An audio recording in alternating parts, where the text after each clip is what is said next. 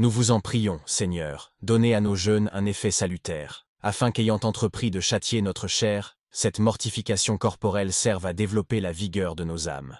Lecture du livre de la Genèse.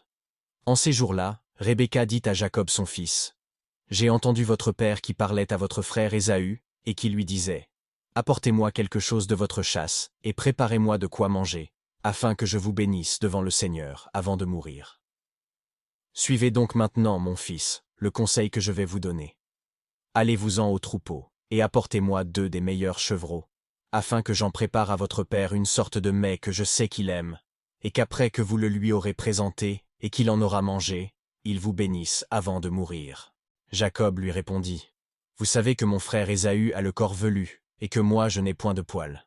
Si mon père vient donc à me toucher et qu'il s'en aperçoive, j'ai peur qu'il ne croie que je l'ai voulu tromper, et qu'ainsi je n'attire sur moi sa malédiction au lieu de sa bénédiction. » Sa mère lui répondit, « Mon fils, je me charge moi-même de cette malédiction.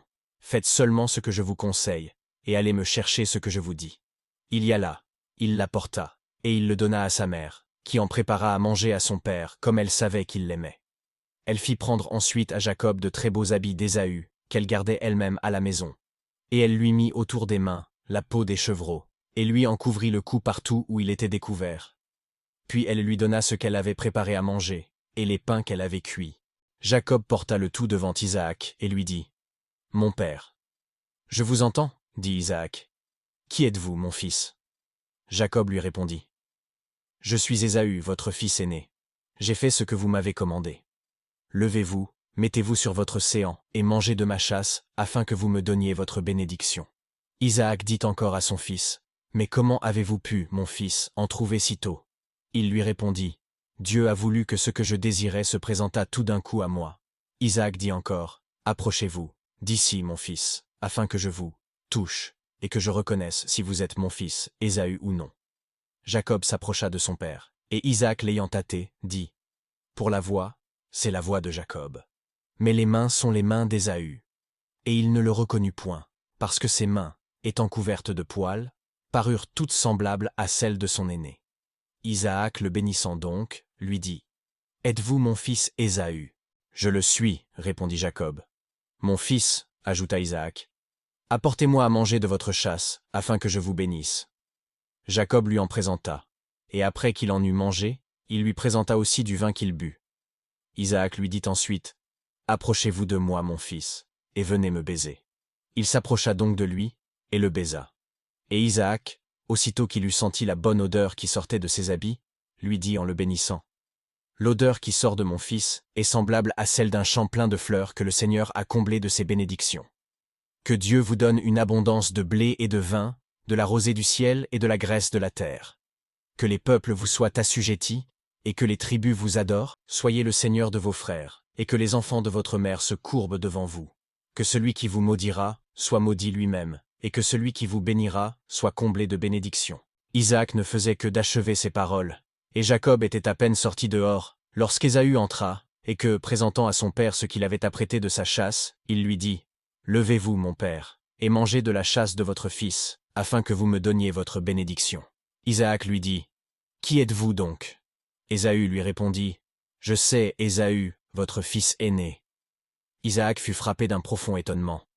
Et, admirant au-delà de tout ce qu'on peut croire ce qui était arrivé, il lui dit, « Qui est donc celui qui m'a déjà apporté de ce qu'il avait pris à la chasse, et qui m'a fait manger de tout avant que vous vinssiez?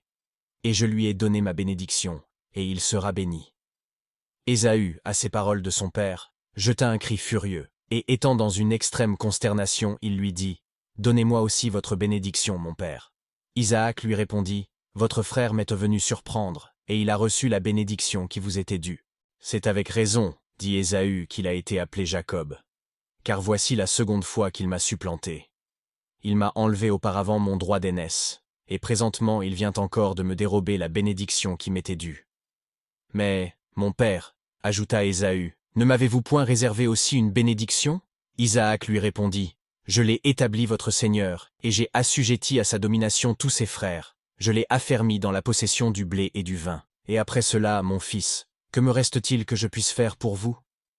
Ésaü lui répartit, n'avez-vous donc, mon père, qu'une seule bénédiction? je vous conjure de me bénir aussi. » Il jeta ensuite de grands cris mêlés de larmes. Et Isaac, en étant touché, lui dit, « Votre bénédiction sera dans la graisse de la terre et dans la rosée du ciel qui vient d'en haut. » Suite du Saint-Évangile selon saint Luc. En ce temps-là, Jésus dit aux pharisiens et aux scribes cette parabole. Un homme avait 2 fils, et le plus jeune des 2 dit à son père, « Mon père, donne-moi la part de bien qui doit me revenir. » Et le père leur partagea son bien. Et peu de jours après, le plus jeune fils, ayant rassemblé tout ce qu'il avait, partit pour un pays étranger et lointain. Et là il dissipa son bien, en vivant dans la débauche. Et après qu'il eut tout dépensé, il survint une grande famine dans ce pays-là, et il commença à être dans le besoin. Il alla donc, et s'attacha au service d'un des habitants du pays, qui l'envoya dans sa maison des champs pour garder les pourceaux. Et il désirait remplir son ventre des gousses que les pourceaux mangeaient, mais personne ne lui en donnait. Et étant rentré en lui-même, il dit, « Combien de mercenaires, dans la maison de mon père, ont du pain en abondance, et moi je meurs ici de faim. Je me lèverai, et j'irai vers mon père, et je lui dirai, « Mon père, j'ai péché contre le ciel et contre toi. Je ne suis plus digne désormais d'être appelé ton fils. Traite-moi comme l'un de tes mercenaires. » Et se levant, il vint vers son père. Comme il était encore loin, son père le vit, et fut ému de compassion. Et, accourant, il se jeta à son cou et le baisa.